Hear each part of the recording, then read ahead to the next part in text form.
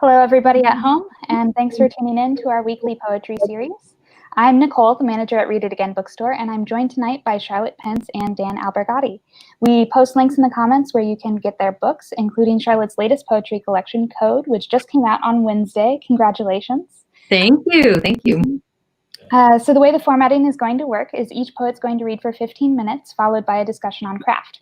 Viewers, feel free to make comments or ask questions throughout, and we'll respond to them at the end of the reading. Charlotte is going to read first. So when you go full screen, you can begin. Okay.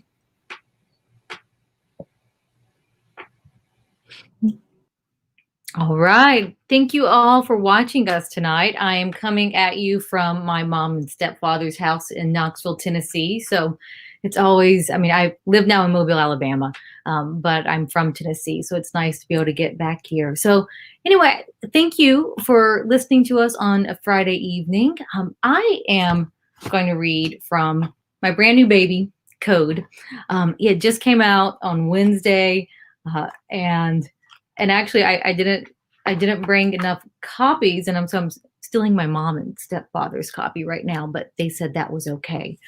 So this is something of a, I guess maybe you could even say a strange book. There's this narrative sequence in the middle of it where you have DNA as a character. There are a couple little essays tucked away in the poetry as well. But what all of these poems are trying to speak to in some way is how to accept our mortality, right? Often, we are a little bit oblivious to it until it smacks us in the face, like what is happening right now with COVID, and we can't escape it. But at the same time, where we have this one idea of I want to push this away, we also can't help but to feel those who we've loved, who have died, how we can't feel like that they're still with us in some way. And so Code is attempting to speak to all of that, and how I've kind of worked through it. So I'm going to begin with this one poem called Among the Yellows. And this is a poem that is kind of true. The stranger parts are the true parts. And the things that are mundane, those I made up. And it's talking about bees. And what I like to do when I write my poems is think about how I can create a form that mimics the subject. So if you have the book, the poem, each line is like a 6-beat line to represent those little hexagons in the beehive. All right. So the poem's called Among the Yellows.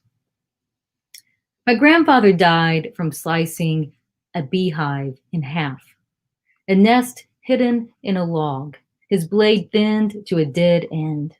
What followed, a blur of bees, a man running wild, arms twice as thick as normal, neck vibrating out to in. He died before my birth, which is why I imagine this: 100 split hexagons, shining, licked gold, stirring with eggs, drips, pollen-dusted legs, yellow slits like lit apartment windows when darkness first peaks. Inside, strangers stirring about their lives. Who hasn't peered in past politeness, hoping to see what is it exactly?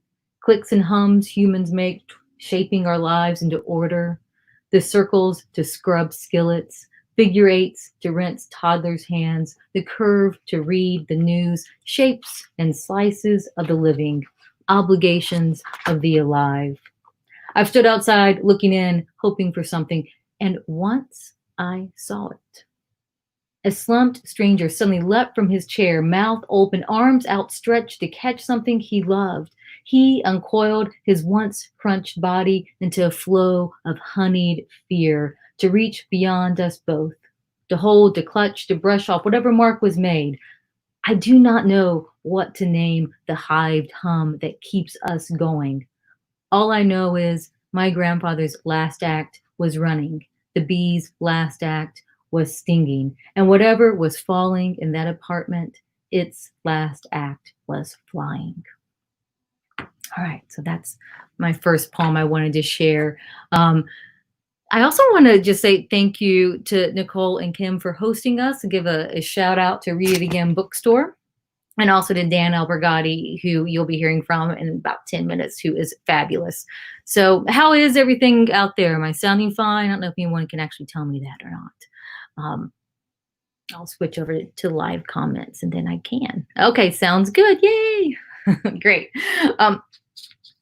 So let's see. The next poem that I would like to read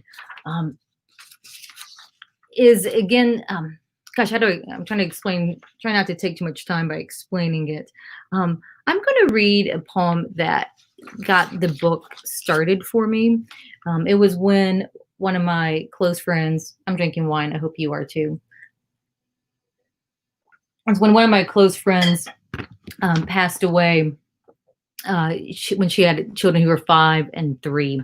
And she passed away from cancer. Her mother also died of cancer. And this was something when we were at Emerson together working on our MFAs that she was writing about this fear that she too would die young, and then it happens. And I'm going to read this poem called Joy is Earned. This was a poem that she sent to tell us the news. For Sheer Shaman, 1971 to 2014. It's easy to forget birth and death are partners, hovering in a corner at an otherwise pleasant party. Right after the arrival of her second child, the doctor said, "It's back, the cancer." My friend writes the update now, subject heading something with the word joy. The message lists the baby's weight, his height, his favorite song, facts strung along like blue and white pennants. She tells us, too, that doctors agree no more options exist. I read the mass email in my office, desk lumped with half-assed student essays, bowl of dum-dums, quorum of hand sanitizers. What is it I had just been worrying about? We treat these bodies like rented ponies, wash them for the big events, tie pink ribbons and manes and load them down again, ignore them until everything slows to a stop in a circle of circles. My friend continues with what she wishes for, wishing as if such a thing were possible, as if a birthday cake were being carried from the kitchen, the rest of us searching for the light switch and the right pitch. She leans in, candles casting a yellow circle onto her face. It's peaceful, she says. In my 20s, she writes, I worried about what I wanted to be. Now I know I want to be old.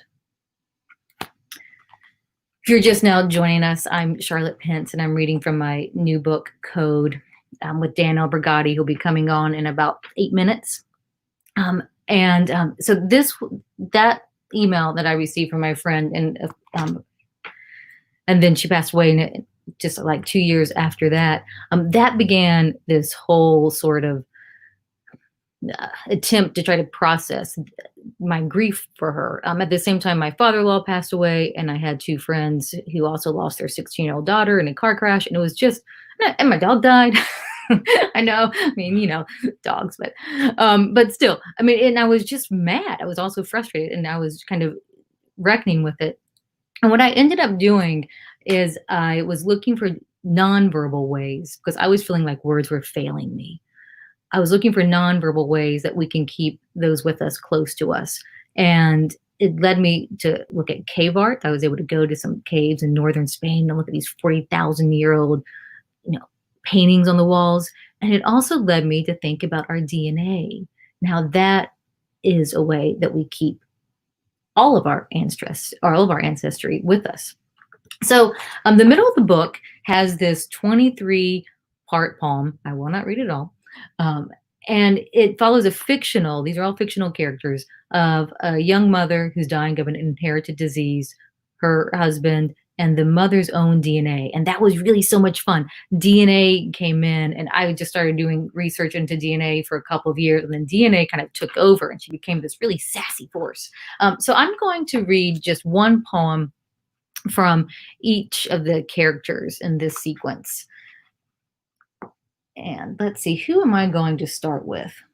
I'm going to start with the mother character. And this is right after she's had the child and she knows something is wrong. Again, if you're just now joining me, I'm Charlotte Pence, and Dan Albergotti will be coming up soon. So I'm going to read,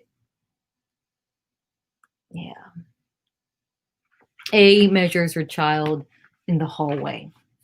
I give each character's name is just an initial, like the nucleotides of DNA are often represented by only 4 letters, A, C, T, and G. So the mother is always A. And a little fun factoid about this that comes up in the poem, chicken and the T-Rex dinosaur are genetically very, very close. For the first time, like research have managed to sequence the proteins for the T-Rex, and it is remarkably similar to the humble chicken that we have now. So you can think about that next time you see a chicken. Think, there goes a T-Rex. All right, so this poem is from the persona of the mother. Our preacher was mistaken. He said a miracle had happened, a baby had been born. But no, she keeps being born, growing quarter inch by quarter inch, patella, pelvis, tibia. Presents with mapped heads of ribbon stopped arriving long ago, yet this event keeps happening. My own body keeps changing too. Tremors, forgetfulness. They say to rest, take this test. So I urinate on command, tally my fluid ounces, and tick off my snowy soda cracker appetite. This pushing onward, this construction yard of cells pulses a peaceful hum, yet it is not the peace religion promised. It's better. Something misunderstood as fear. It's what keeps us alive, what makes animals run uphill before a flood, kick the air, and when need be, grab another by the neck, twist a chicken's T-Rex throat, an end beginning with a snap. Watch how that miniature dinosaur will keep on walking. The turtle, too, can swim without a head. As I was writing this book, I kept marveling at all the different ways we have this resistance and how we do not give up. And the T-Rex and the turtle there were representing both of those ideas of our resilience. The next poem is going to be from the dad's point of view, and it's a short little poem. It's a poem that I didn't even know if it was really working until some other people told me that. You know how that can work. Sometimes as a writer, you doubt yourself, and that's why you need your friends to come in. Okay. This one is called Tea. Tea cleans out the closet. And this is from the father's point of view. Why do we keep the baby shoes? Red Converse sneakers, white toes. They say it is a reminder of how small they were, how they depended on us. Or maybe the grass-tongued green toe is remind me how to love when I'm stained by what I'm lost. On days like this, early October, skied wide as a blue ship drifting home, I can be lulled into hoping a season of good days could exist. The shoes remind me why I'm still here. To care for her, our child, not when she is asking for something, but for when she is not. And I'll read one last poem. And this one is going to be from DNA's point of view. In a recent review that was in The Rumpus by Edward Derby, he was commenting about how DNA comes in, and another one of my friends said that the DNA perspective made us humans seem ant-like, and that DNA was looking down upon us and seeing how we can become very obsessed about our own discrete life unit instead of looking at the longer picture of our lives. So, and in fact, in this one, this is DNA responding to CRISPR, which again, that comes up in book. Yes, it does. I can't get into that here, but CRISPR comes up in this book, which is so weird. For those of you who are like, what is she talking about? CRISPR is that new gene editing technique that as of last week, I believe, was 1 year of a successful treatment for the first patient who was given CRISPR on sickle cell anemia, and is so far succeeding and thriving. This is my last poem I'm going to read tonight from Code, my new book, and it's called DNA Cautions About Editing the Germline. And I just have to say, this is the thing about writers and poets, and you always will hear people use the term speaker maybe when talking about the I in the poem, because this is the time I don't agree with DNA. I think CRISPR can be really amazing and help prevent so much suffering. But DNA in the poem, in my fictional idea, she says, I want to do things my way. She doesn't want us coming in and meddling. Okay, last poem. DNA Cautions About Editing the Germline. And DNA speaks in the first person plural. We're just trying to repeat what's been. You are trying to rewrite what might be. It's like we're housed in the same high rise, but you live on the second floor while we look out from the 23rd. We can see distance, both past and future. You can only see what's dead ahead. Don't be fooled into thinking you understand this world. The flock of starlings you point up to at the evening's end, mumbling the word murmuration, proud you know the word murmuration. We look down upon those birds. We can see wind rippling their brown satin heads. We can see their obsidian eyes squinting against their own speed. We can see their turning by touching the tips of their neighbors' wings. We are a lookout over this city and its moats of grass among beloved parking lots where cars are lined up like teeth in a zipper. Up here in this bank of blue, this blink of clouds, everyone is reduced to the hard roof of their car. No faces, no throats, no goals, save one. Keep going. All right. I'm going to now sit back and listen to Dan Albergotti, and we'll come back and chat at the end. Thank you so much. That was great. I somehow skipped introducing you, though, so I'm going to do that now. I forgot. I'm sorry. So Charlotte Pence's first book of poems, Many Small Fires, received an INDIEFAB Book of the Year award from Foreword Reviews, and her newest one, Code, that she just read from, was just released on July 1st and immediately made it to the millions list for 4 poetry titles to recommend for July. She is also the author of 2 award-winning poetry chapbooks and the editor of the Poetics of American Song lyrics. Her poetry, fiction, and creative nonfiction have recently been published in Harvard Review, Sewanee Review, Southern Review, and Brevity. She received her MFA from Emerson College and PhD from the University of Tennessee, and is now the director of the Stokes Center for Creative Writing at the University of South Alabama. I meant to say all of that before you read. My bad. Fine. So now I'll do Dan's introduction. Dan Albergotti is the author of The Boatloads and Millennial Teeth, as well as 2 chapbooks from Unicorn Press, The Use of the World, published in 2013, and Of Air and Earth, that came out in 2019. His poems have appeared in 32 Poems, the Cincinnati Review, Crazy Horse, 5 Points, the Southern Review, the Virginia Quarterly Review, the Best American Poetry of 2017, and 2 editions of the Pushcart Prize, as well as other journals and anthologies. He is a professor of English at Coastal Carolina University. Okay, Dan, take it away. Well, thank you very much, Nicole, and thank you to Kim and everyone at Read It Again Bookstore for having us here tonight and supporting poetry. And also let me thank a friend from eons past, it seems, who I haven't seen in eons, Michael Davis, who I was at Clemson with as a freshman way back when, and who recommended me to you at Read It Again Books as someone who might read. So that's how it got connected. Hi, Mike. Thanks. Good. Let me start my timer here to make sure I don't commit that sin of going over my time. Great. I'm going to start with a 20-year-old poem that has taken on a somewhat of a new life now in our COVID-19 quarantine lockdown.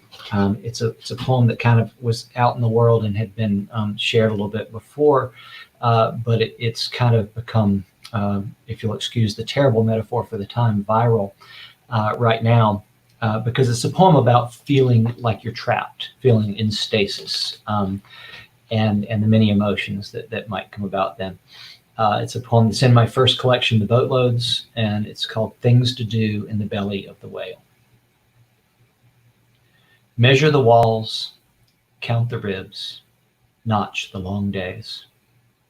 Look up for blue sky through the spout. Make small fires with the broken hulls of fishing boats. Practice smoke signals.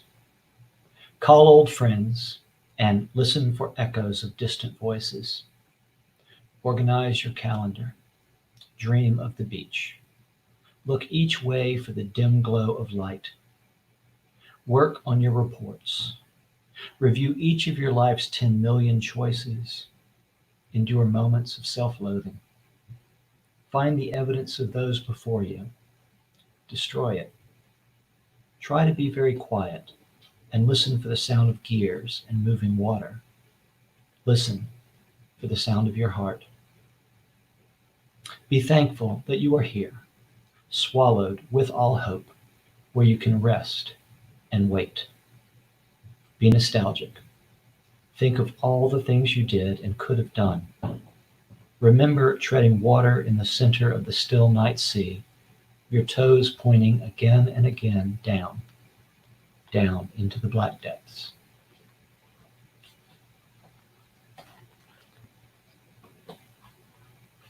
Some of the poems I'll read this evening are a little heavy, so I wanted to try to read one, at least one that has a laugh line in it. I met Charlotte Pence, and congratulations, Charlotte, on the publication of your new book. Can't wait to read it. I met her via the editorial process. She was editing while she was at University of Tennessee in the PhD program there, the journal Grist. When they accepted some poems of mine, and that's how I got to know her. It wasn't this poem. This poem wasn't in that group, I don't believe, but this poem has a relationship to Tennessee. So I thought I'd read this poem. So it's got a little bit of a laugh line, and then I immediately remind you of your mortality. So there's a sinking bit there. It arises from an incident where I was driving in Tennessee, and I passed a car. And as I passed that car, I noticed that the license plate was a vanity license plate. And it said Carrion, Carrion. And it occurred to me, that is a really, really, really strange thing to put on your license plate. To go to the DMV, pay extra money to get a word printed that says essentially, I am rotting flesh. So I thought that's got to be a really dark person. That's got to be a goth kid there in the driver's seat. And then as I passed, I got exactly the opposite. And then I realized that I'd been mistaken in how I'd read the plate, I think. Anyway, it's a poem that riffs a little bit on the Wallace Stevens poem, Anecdote of the Jar. That poem begins with the line, I placed a jar in Tennessee. And that poem ends with the line, like nothing else in Tennessee. So you'll hear those lines echoed a little bit in my poem. So my poem is titled Anecdote of the Plate, and it's got a dedication for the young woman with the vanity license plate, Carrion. I passed a car in Tennessee, expecting goth kid with sulking stare, but what I got was more flower child, a college-aged girl with brilliant smile, who was singing along to something, widespread panic, fish, the dead, as if the music were distilled joy. She turned and waved as I passed. She wanted me to persevere, I guess, as I guess she'd tried to pledge herself. The why had been taken when she applied, and so she'd settled for the I instead. It took dominion in my head. She hadn't been saying that she'd be dead someday, though she will, as will you and me and everything else in Tennessee.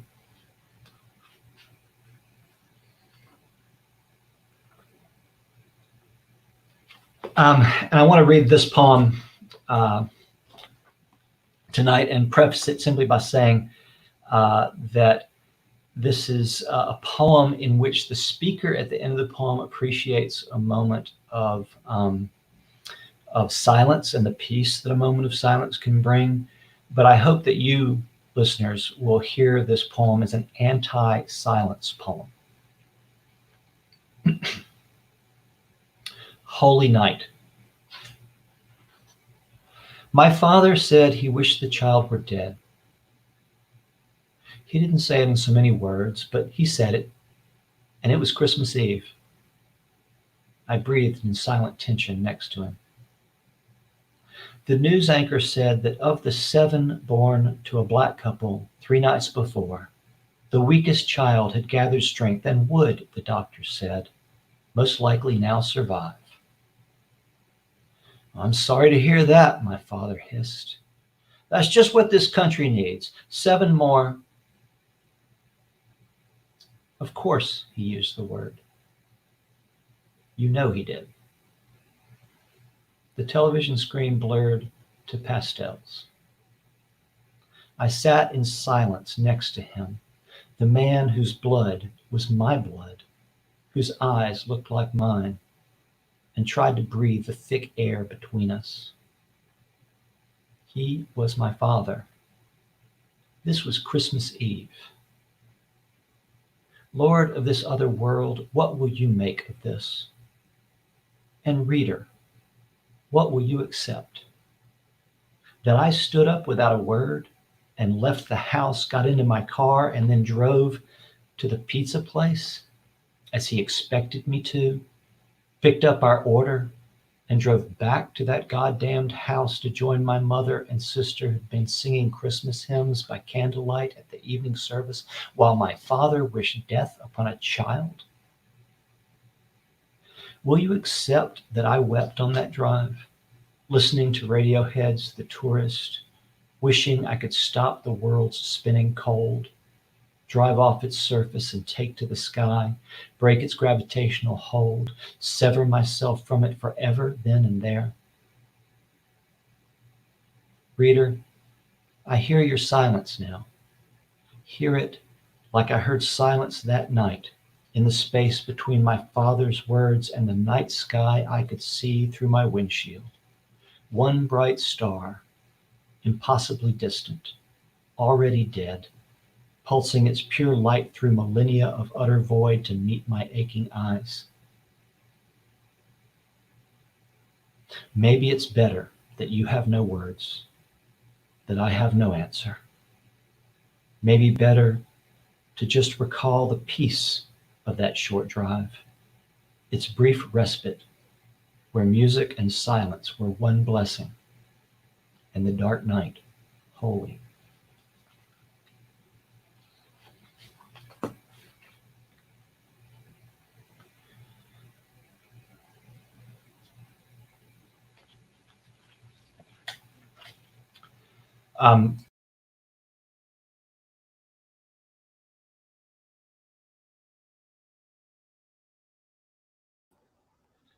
Hello? I'm not sure where Dan went. I'm sorry. Hi. I'm sorry. I hit the wrong button. I'm very, very sorry. Well, I'm glad you're back. I'm back. Okay. Did you hear all of that poem? Yes, Holy yes, Night? we heard Okay. it all. It was great. Apologies, everyone. Technical difficulties. Okay. I'm going to move to a couple of poems from my most recent chapbook of Air and Earth from Unicorn Press, and going to close with 3 poems, the 2 poems from that book and one newer poem. So I'm going to read this poem, very strange little title here. It's riffing on another contemporary poem, or a rather canonical poem, kind of in the same way I was with the Wallace Stevens poem with Anecdote of the Plate. This poem is riffing on a Philip Larkin poem called Annus Mirabilis. And if you don't know that poem, it begins with this stanza. I'll read it for you. Philip Larkin, Annus Mirabilis, which is Latin for a miraculous year, miracle year. Sexual intercourse began in 1963, which was rather late for me, between the end of the Chatterley Band and the Beatles' first LP. It's a rather famous opening for that poem from Larkin. And so I thought about that poem a little bit, and I realized that he's talking about the year 1963. I was born in the year 1964. And so I wanted to write this little poem that kind of played with that opening stanza. And my poem's titled Annus Ordinarius. My life began in 1964, the same year as the Beatles' first LP, a year after Larkin Says Sex began, a full 6 before Paul sang Let It Be. The year I turned 10, Larkin started work on his Obad, his last, his best, his hell that stewed for years. He thought his talent gone. Meanwhile, Mick crooned, "It's only rock and roll." I was 13 when Obad hit the Times and Johnny Rotten snarled, "God save the Queen." Oblivious postmen walked from house to house, and the spikes of Sid's wristband gleamed like teeth. No future, the chorus wailed, and only 2 years later, Sid was gone. And 6 years after that, somewhere near Hull, they chiseled Ryder into clay-white stone. Today I read this living hand and felt like Keats was sitting right next to me. John sang, "I want to hold your hand," when life began to end so ordinarily. I want to read this brief poem because tomorrow's July 4th, and I hope my dogs have not been, I have my earbuds in here, my dogs have not been barking in the background in response to fireworks, early fireworks. This is a poem that I wrote after learning that the star Arcturus, which is very near us, actually, in the grand scheme of things, in the Milky Way, one of the closest stars to our own sun, it takes light traveling from that star, traveling at 186,000 miles per second, 37 years to reach our night sky. And I learned that around the year 2013. I had learned it from a Nick Cave song, actually. And I realized around then that measuring back, that July 4th would have been 37 years after the bicentennial July 4th, when we were celebrating the 200 years of the nation, right, in 1976. So light leaving the star Arcturus while we were celebrating that was arriving in our night sky that year. So this is what the poem's about. It's titled July 4th, 2013. And the head note says, light traveling at 186,000 miles per second from Arcturus, a red giant in our relative neighborhood of the Milky Way, takes approximately 37 years to appear in Earth's night sky. This beam of light that pricks the sky tonight left Arcturus in 1976, when we were all about ourselves, our pride reflected in new quarters and fireworks. The space was empty between here and there when we watched actors march with fife and drum and laughed about their antique clothes and hair, astounded by how far we thought we'd come. I wonder how far we think we've come now. I'm going to close with my most recent poem. It was published in the online journal Thrush, which is a journal I would recommend that you seek out. It's a wonderful online journal, free to you if you've got the internet, although I'd recommend that you support them financially when they have a fundraiser.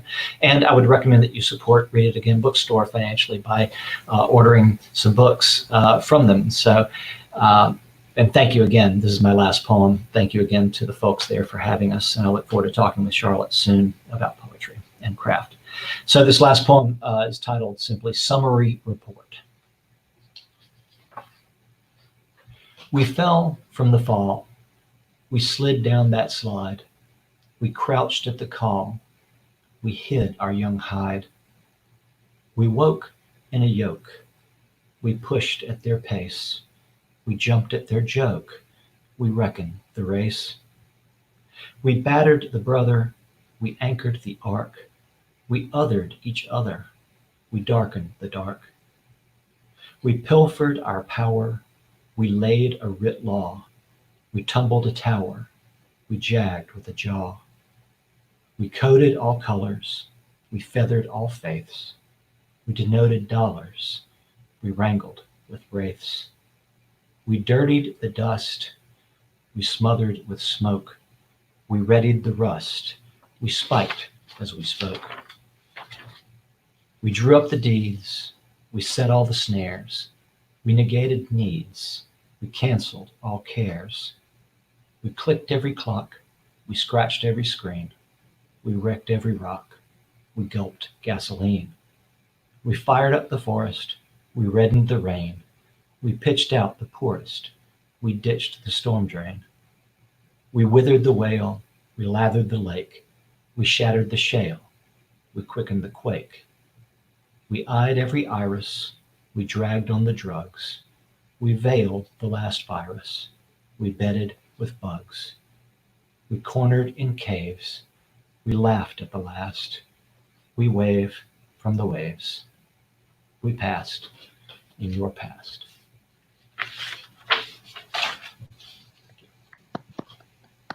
That was great. Thank you. Thank you. I like how your poems interact with like the history of poetry. It's great. Thank you. So now we're moving into the discussion portion, and we can open it up to any audience questions as well. So if anybody has anything they'd like to ask, just post it in the comments and we'll address it. Meanwhile, Dan and Charlotte will take us away with a conversation about craft. May I start? Sure. Yeah, Dan, I love those poems. It was Thank you. yeah. You have this way of being able to have these moments that are really like heavy and also moments that are really light. And I love how you just are moving in and out of both of those. Yeah, I was wondering, like, for you, what was the attraction to received form? And clearly it's working well in your poems, but like, yeah, why, what would happen to make you want to go there? Yeah. A lot of poets don't. Yeah, right.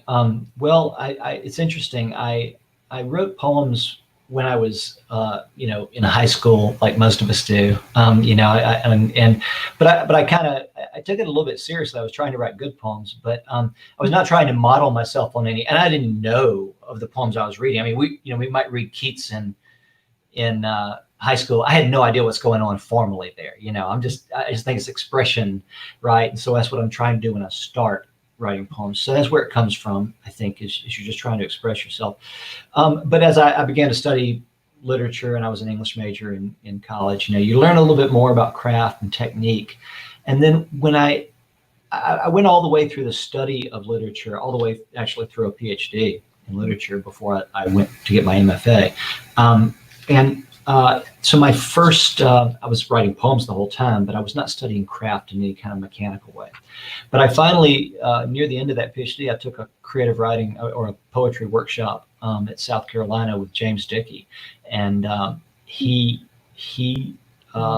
taught that class as an apprenticeship in the forms, as learning. So we wrote villanelle, sonnet, etc. And so I learned so much about the craft of the line from doing that. But even then, I looked at that as kind of an antiquated apprenticeship in, like learning mechanics. And I would go write my serious poems in free verse, right? And which I did for the most part. I mean, I thought I wrote some passable formal poems, but all of the poems in my first book, all of the poems in the boatloads are free verse, technically speaking. But I think, and I would argue to my deathbed, that I think those poems are of a better free verse for my having learned something about constructing metrical lines. I think you learn so much about rhythm, measure, and just the sound of language from doing those kind of mechanical things. But then after that, when I started teaching creative writing, when I got my job at Coastal Carolina and was teaching those classes, I started modeling my class after Dickey's. I really believed in that, like getting an apprenticeship in the forms before doing whatever you want to in the art, which I think anyone should do. But I found myself wanting to write those forms again with the students. And then I was coming back to it at that point with a very different kind of impulse. And now, I mean, while yes, I'm very interested in form, and a lot of my poems are in form, and I will occasionally write something that's just letter of the law, traditional form. Often I'm really molding traditional forms and varying them and taking great liberties with them. And I think, that's where you get away from being simply a versifier, hopefully. And you're not a slave to the form. You maintain your autonomy as an artist, I guess. To be able to see form as a verb more than as a noun. Something that you use to move rather than to fit your work into, your content into. Thank you for your question. Yeah. I was just thinking how like you're making the forms your own, right? Like it's seems almost like a springboard, and then you look at what the poem is wanting to do, and then you shape it that way. Yeah, absolutely. And I've done some wild experiments with forms too. I've done some really strange sonnets, but also some very mild variations. Like I read a lot of 14-line poems, a lot of sonnet-esque poems these days, but a lot of times I am messing with the rhyme scheme to an extreme, to the point that the reader would have a tough time figuring out the scheme. Like I created one called a chaos sonnet, which simply means, that's my name for it. It just means that lines 1 through 7 have 7 different words, sounds that it establishes 7 different sounds. But lines 8 through 14 then have to repeat each of those sounds, right? But in kind of a scatter shot. So if you know that's there and you're looking for it as a reader, you can see that it happened. But my sense is not to do it as some kind of cute game, but rather just to throw a challenge down to myself that creates that, necessity being the mother of invention. There's the opportunity to surprise yourself when there's that many little technical sound challenges there, so that you come up with phrases you would not have if you were writing a free verse poem, maybe, right? Because you give up some control. You have to meet an expectation that even if that expectation is only yours. Do you write poems in form much, Charlotte? Most. I do, but I also find myself inventing. Maybe I would call it structures other than forms. In code, there's a pantoum that I'm rather proud of. That it's kind of an R-rated pantoum. You can have an R-rated pantoum. So pantoums, like you have to repeat these lines in this way, but it talks about postcoital tristesse. But really, form is something that I will do in a more, I guess, kind of like playful way. So I like to have the DNA poems, as many as possible, begin with A, T, C, and G, like the nucleotides. Yes. And then also I gave all the dad poems a quatrain form because he's wanting to keep together the family unit. And DNA is always going to be a 3-line stanza because DNA codes with 3 nucleotides into 1 amino acid. So that's more how like I'm conceiving of it, of what form can I create that amplifies the content. Yeah, that's great. There are some audience questions. One person asked you specifically, Charlotte, if you could share what led you to focus on code. On DNA code itself, or is that the question? Yeah. Well, for me, that was my own moment of relief, I guess. When I thought about lineage in terms of DNA, when I thought about, or maybe I should reframe it, when I thought about the definition of life in terms of how DNA might define it, not being my discrete unit of time from my birthday until my death day, but from my entire lineage, and I'm just more like a leaf in this process. I found a lot of freedom in that. It basically was like an idea of expanding our definition for life, and so for me, it became like, oh, okay, there's something bigger than me, right? And it's also a way that we do get to revisit. I think that's kind of why we're so fascinated at family reunions. When you go there and you're like, Like my aunt was all happy recently. Sorry, Ananita, I know you're there. And she was all like, "Oh, cousin Mark has my exact foot," and you're like, no, we're all fascinated by that, but why? I mean, like we know inheritance exists, but we love being able to pinpoint that elbow, that nose, that eyebrow. I can't wink. Most of the people in my one-time family can't wink either. Yeah, it's just like we're relearning again and again and again that we're part of something bigger than ourselves. Okay. So that is my simple answer.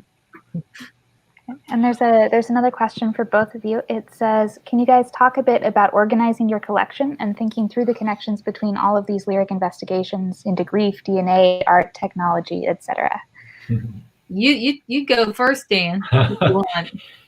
Well, organizing, the collection, I often say that as far as I'm concerned, that it's really important, even if you have a project in mind, that you always be focused entirely on the poem in the moment, the poem you're writing. That every poem has to justify its existence by itself and out of context from any other poem.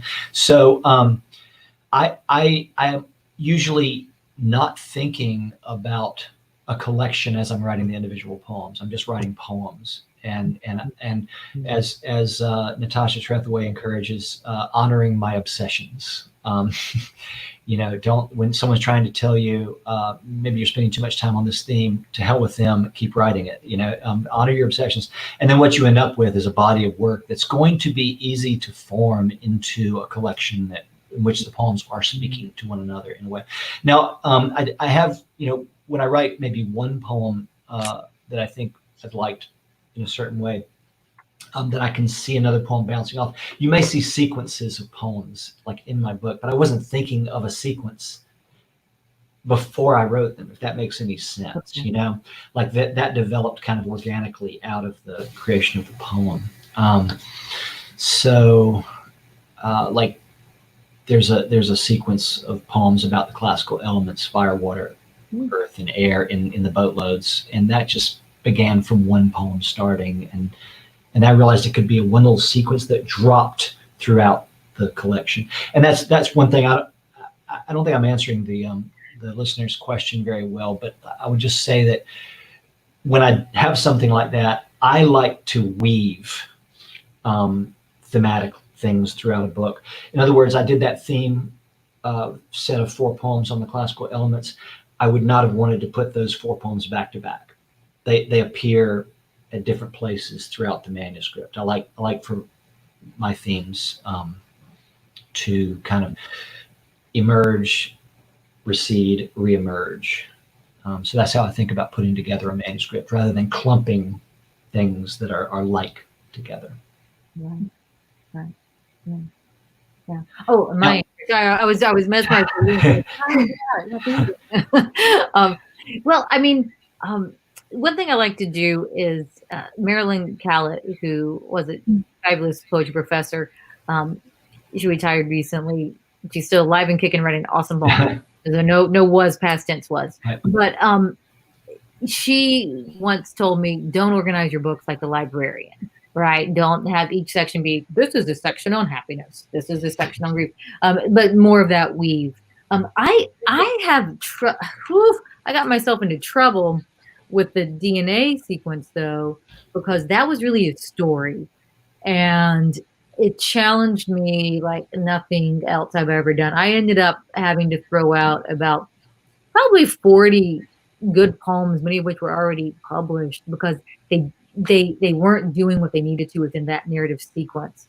And I was reading all these other great long poems. I'm thinking like Marilyn Hacker's Sonnet Cycles, and Patricia Smith's Blood Dazzler, Travis Haney's North, Paradise Lost. I was reading all of these and looking at how they were doing it, and it wasn't working for me because I had a full story I was needing to tell, and it wasn't until like I broke down Hamilton American Musical that I figured out how I wanted to do it, because how he does it, and each song refers to one action that has happened, and then the characters in that song are responding emotionally to that thing that happened off stage. And once I kind of saw that happening, I'm like, okay, now we can go. And so then I rewrote that sequence. So it just is different with every project. Yeah. Yeah, that makes a lot of sense. I think that's all of the audience questions at the moment. So if you guys want to continue talking about. Yeah, I'd like to ask Charlotte, just, I know we're coming up on an hour soon, but your book though, you are writing to obsessions with this theme, right? But I'm sure you a little bit unlike me, may have been thinking about the arc a little bit earlier than maybe I did, because you said it is a narrative, Mm-hmm. a big narrative. Mm-hmm. And what really impressed me about your first book, Many Small Fires, which has many of the same obsessions, is the degree to which some pretty serious scientific research goes into your work. And I mean, my research is at the level of hearing Nick Cave sing that song. That has the lyric, Sirius is 8.6 light years away, Arcturus is 37. And that just sends me to Wikipedia to confirm that Arcturus is 37 light years away and that it's a close star. That's, I feel like your research is a lot more serious than that. Mm-hmm. And I want to ask you,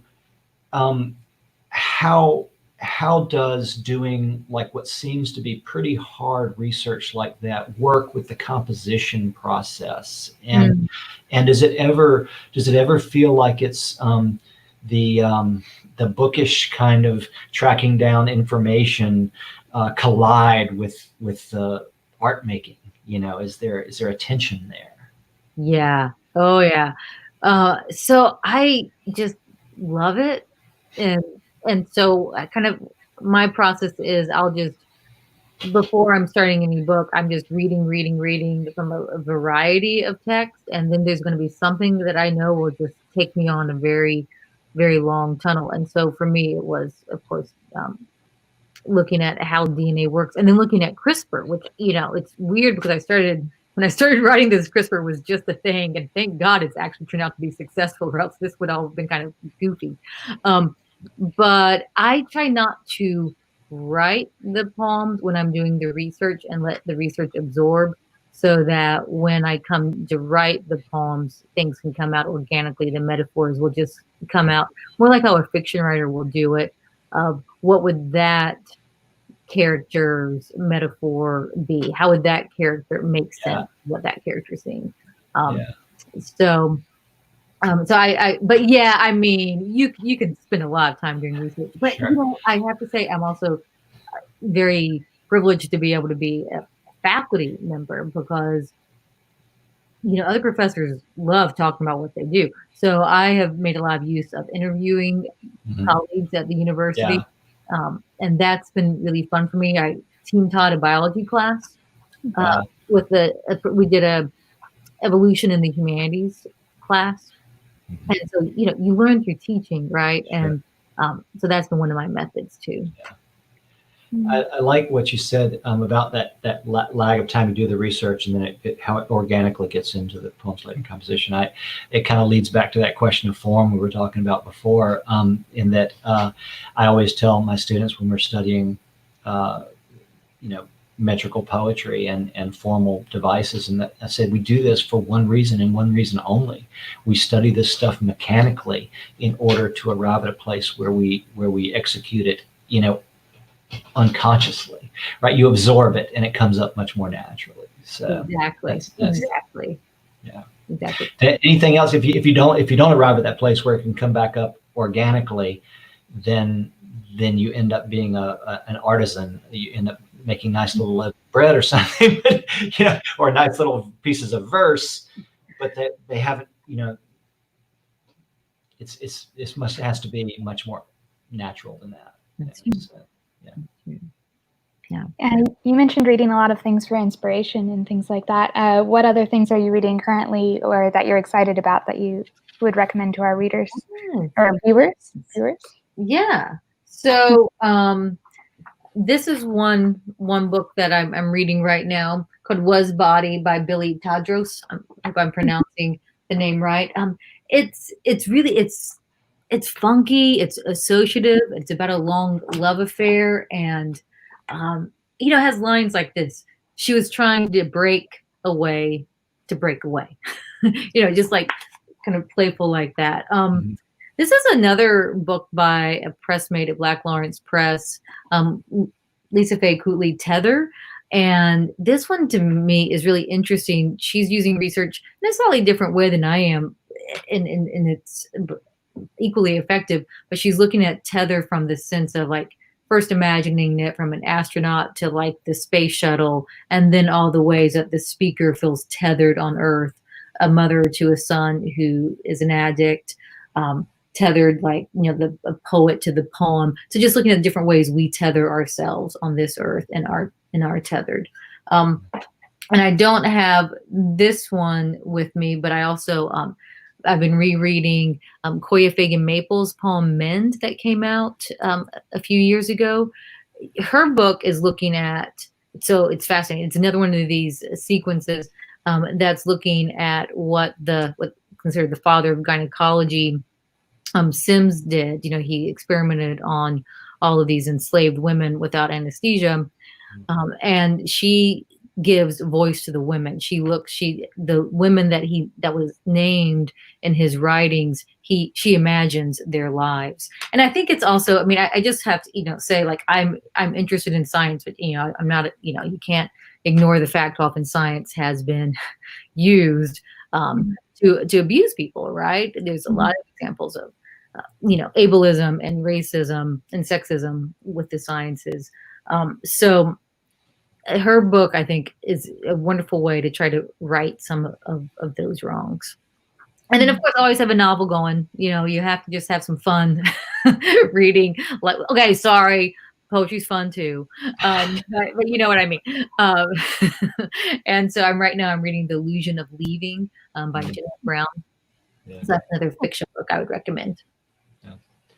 Wow, Charlotte, I wish I could always have a novel going, but I'm one Really? of those. You don't? I don't. It's terrible. Prose is gone from me, I'm afraid. I'm one of those people that's trying to keep up with the world of contemporary poetry. And so every year when I go to AWP, I buy a stack of books this tall. And then by the time AWP comes around again, that stack's gone to here, and then it's back to here. And I'm reading poetry all the time. I feel bad about that. I think I'm going to actually drop everything and read Dostoevsky's The Brothers Karamazov very soon, just to finally say I've done it. But I do want to mention a few books, and I think they're being dropped in the chat right now. My recommendations. Some books that I've read recently for the last 5 years that I think are really great books are January Gill O'Neill's Rewilding. If you read, I mean, even only just one poem in that book, her poem Hoodie is astonishingly moving poem. And Keisha Kuiper's All Its Charms from Boa Editions is just a phenomenal book, a poet I greatly admire. A Georgia poet, teaches at University of West Georgia, Chad Davidson. His latest collection, Unearth, is phenomenal, especially its first section. It's just floored me. And then I wanted to share with the readers a couple of older books. I mean, older, this didn't come out that long ago, but Natasha Trethewey's new and selected Monument, and Jake Adam York's posthumous collection, Abide. Both of those poems, both of those books just are so instructive of our country's difficult history with race, and they're just revisiting those books now are so you know, poignant in the moment of national reckoning that we're in, that I hope we stay in for a long time. Reading those books helps me to keep the momentum going, which is, I think, tremendously important right now. Yeah, I'd agree. Well, you mentioned Marilyn Callett earlier. She was actually on our poetry series a couple weeks ago. So people, if they want, can go back and rewatch that, because she was also my teacher, because I got my MFA at the University of Tennessee and also worked on Grist. Wonderful. Lots of connections. Yes. But next week, you all can join us when we have on Rosalie Moffett and Sam Ross. So until then, have a good week. Thank you so much. Thank you guys all for coming. Thank you.